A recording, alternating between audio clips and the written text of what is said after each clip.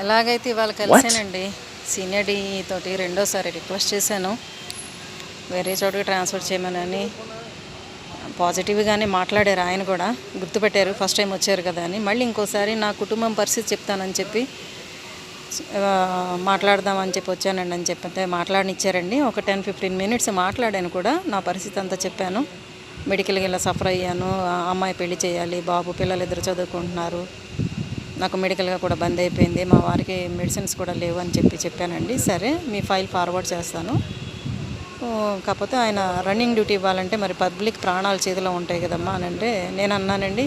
సరే రన్నింగ్ అంటే loco pilot కింద కాకపోయినా ఏదో ఒక చిన్న పోస్ట్ అన్న ఇవ్వండి. మమ్మల్ని ఎక్కడికో చోటకి ట్రాన్స్ఫర్ చేయండి అని రిక్వెస్ట్ చేశానండి. చూద్దాం రిప్లై ఎలా వస్తుందో. చూడండి ఇన్ని కష్టాలు ఉంటాయి.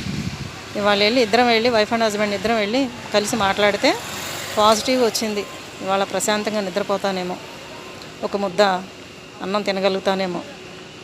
ఇన్ని రోజులకి రెండోసారి కలిసాను అనమాట సీనియర్ డిఈ సార్ని.